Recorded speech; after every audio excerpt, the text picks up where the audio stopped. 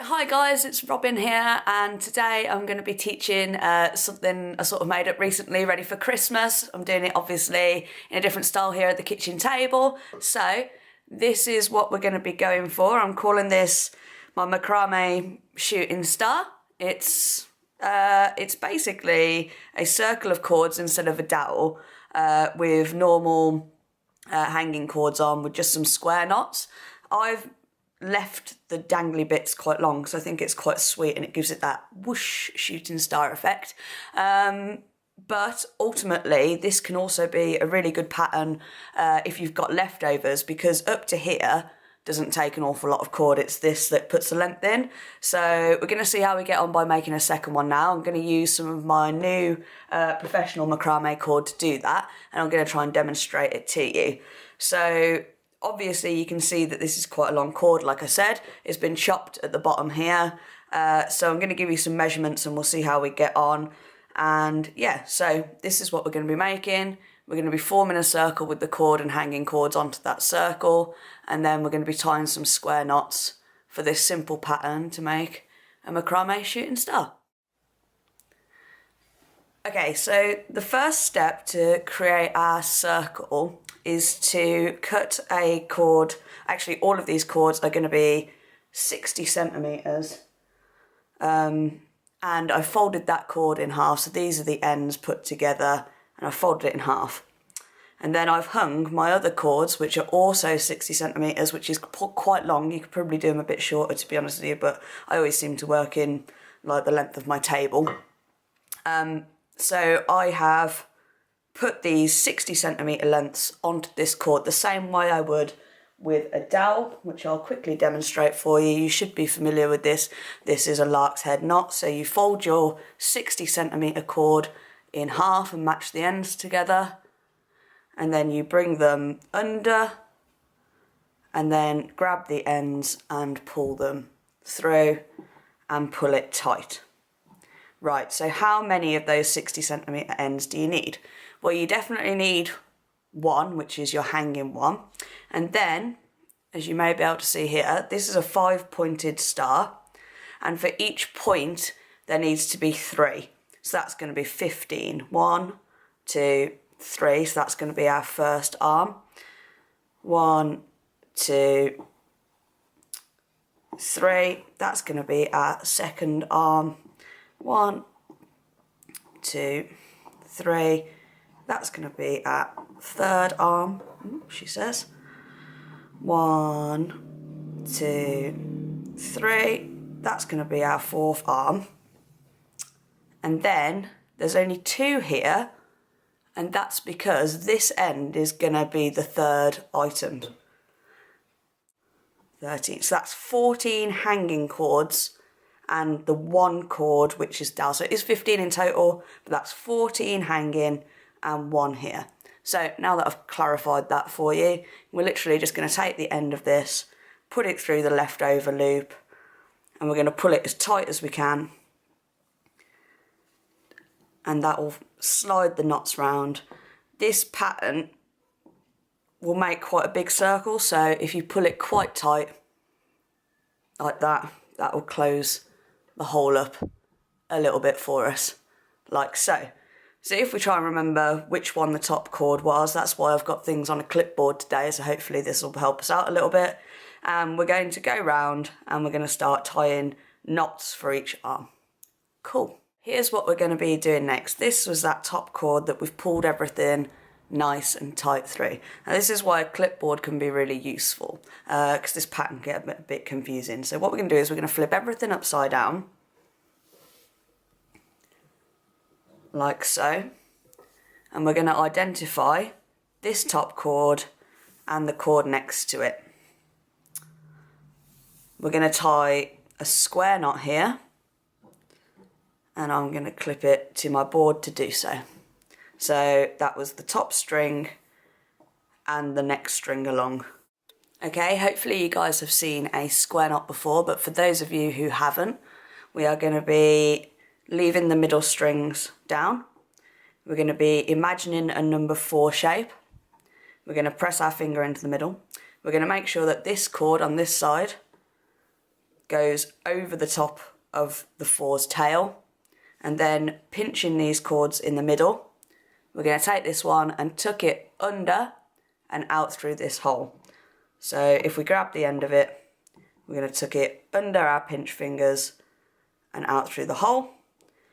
If you grab both ends now, it creates a slip shape. We want to pull this one quite tight because we don't want it to be massive, and then we're going to work in the opposite direction. So this side was where the 4 was before. Now if we do it this way and imagine a backwards 4, like so, I like to put my finger in the middle of it, lift this one over the tail of that 4, always making sure it's over the tail of that 4, and then pinch in the middle like so, and tuck in this cord out through the hole here so that we get another twist like so. That's a square knot. It's a really important knot for macrame. I use it in all of my wall hangings, all of my patterns, and that is the only knot that we're going to be doing today. So you need to be able to nail it and practice it, but that's why this is a fantastic pattern as well, because it's quick, it's easy, you can teach it to young people, no trouble, no drama. So the next important thing to note is that now that we've tied one square knot, we're going to identify the next 2 cords that are together, so the next hung on a lark's head, and we're going to abandon that one, and we're going to move on to the next 4 cords, and we're going to tie another square knot just here. So like I said, that's why a clipboard can be helpful, because I'm just going to twist this all round now, but it's really important. We're going to do this the whole way around. So we're going to tie a knot, leave 2 cords hanging, tie a square knot, leave 2 cords hanging until we go all the way around. So I'll do that once more for you guys. I'll tie another square knot and then I'll fast forward the video. Okay, so here's the square knot a bit closer up. I'm just going to zoom in so that you guys can see that nice and clear. Right, so once more, we're going this side first, like this, into the shape of a 4 and pinch, lift this one over and then tuck it under and out through the hole. That's the first step.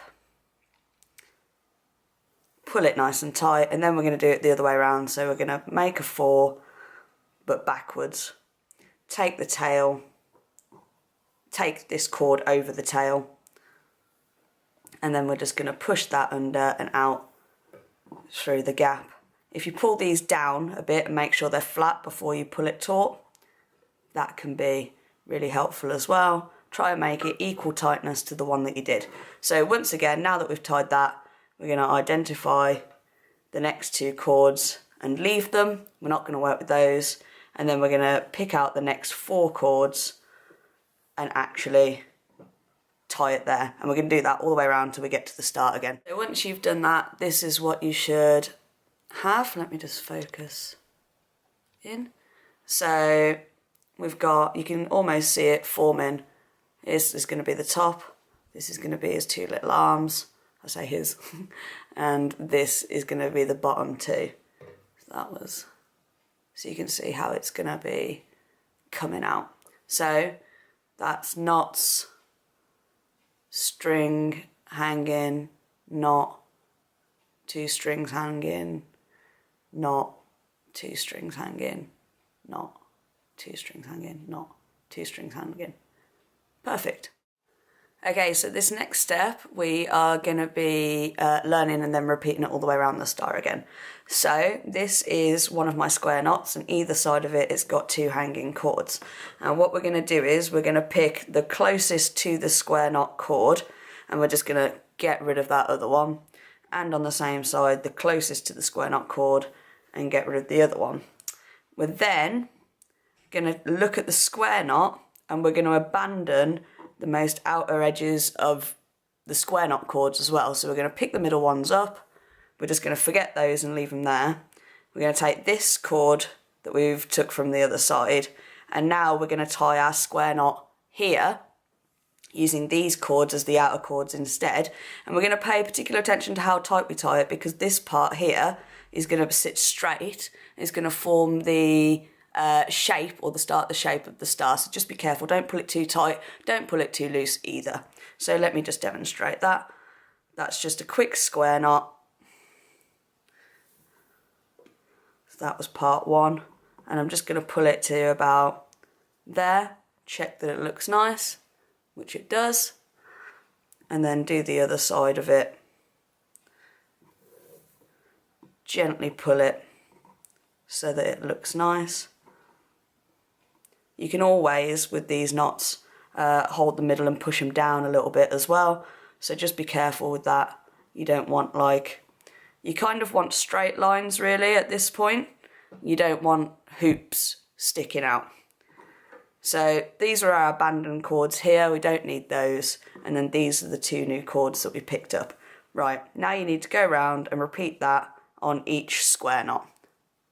After you guys have done that, this should be what you are now looking at. I mean, this is relatively finished anyway. It depends on the size of your chords, on the outcomes that you get. And obviously this one is a bit different to the one that we've done before because it's the professional macrame yarn, it's single ply.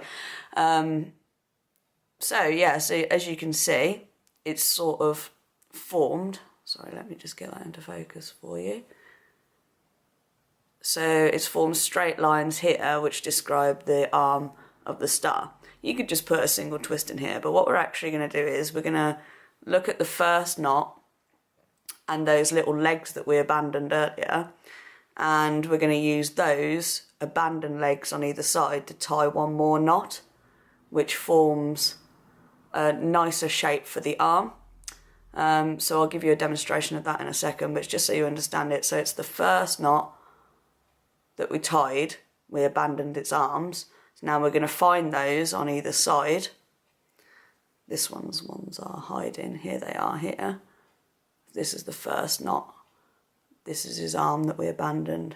And then we're going to bring those together and tie them across here, leaving a straight cord. So not too tight, not too loose.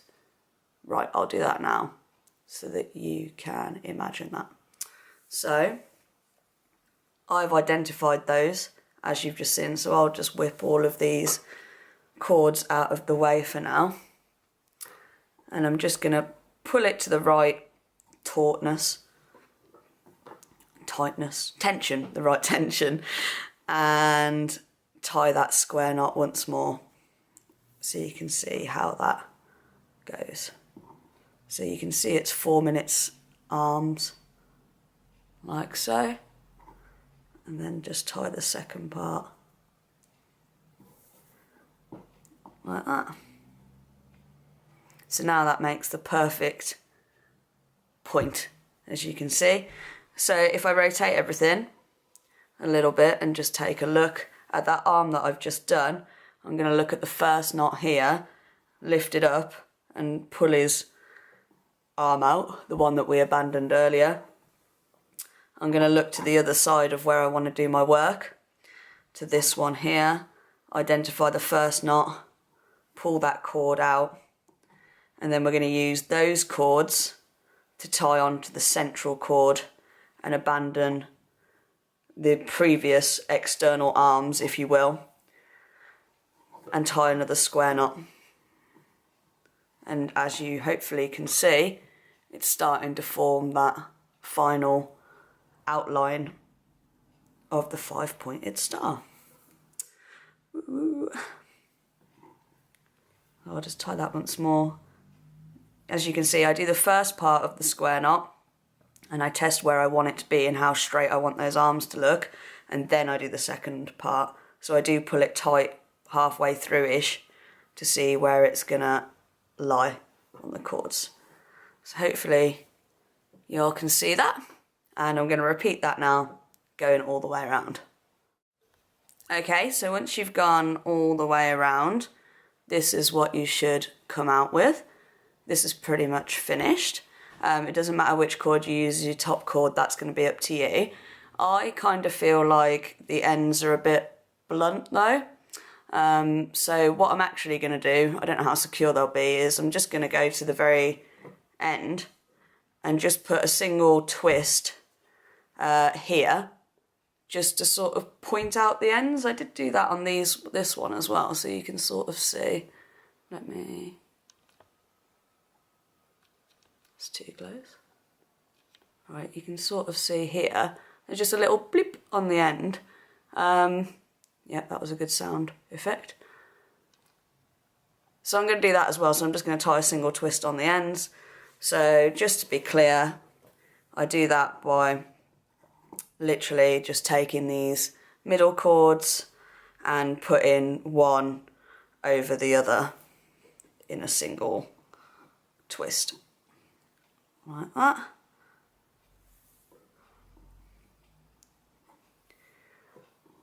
Does that look all right?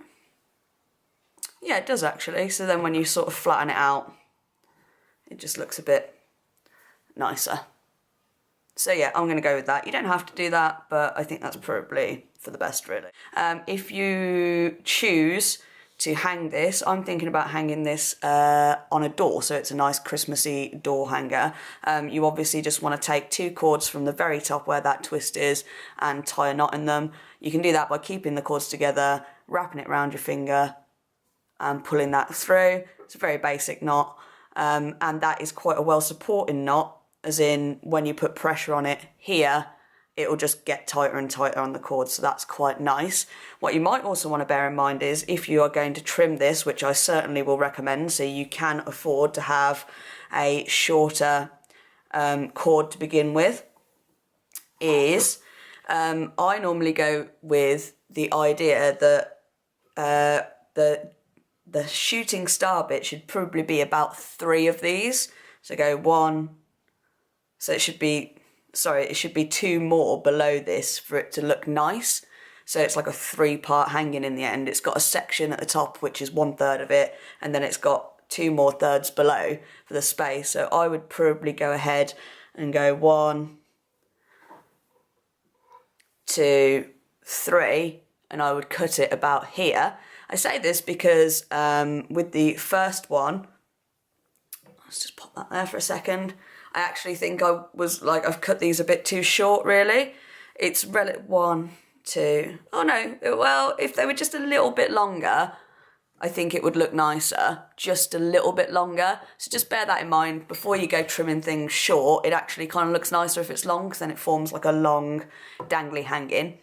If you get the overall finishing impression of it, then you can see that I think that the longer tassels is a bit nicer than the shorter one. So that was the first one that I made. It's very nice. That's it in 3-ply yarn, so 3 cords twisted together. My Macrame UK Super Soft. And then this is my other product now, UnitedKnots Professional Macrame yarn, and hopefully this will make you guys feel festive. Hopefully you'll enjoy doing it. It only takes about 30 minutes, 45 minutes, something like that. Not even that, actually, to be honest with you. You know, I'd imagine after watching this video you can probably make a couple in 30 minutes. I've took this down my local youth club recently. They loved it. Young ladies there loved it. We had a cup of tea. We all made one together. I made one with my friends. She works with children with special education needs. They've had a go at it as well. So it's a really easy pattern once you get the knack of those square knots. Nice and festive. Excellent craft now that the weather's getting a little bit colder. So yeah, if you like this, please, please, please like my channel, subscribe to me. I'm going to be producing loads more content very, very soon. I'm absolutely thrilled to be able to share this stuff with you. It's Robyn Gough here. Merry Christmas. Thanks for watching.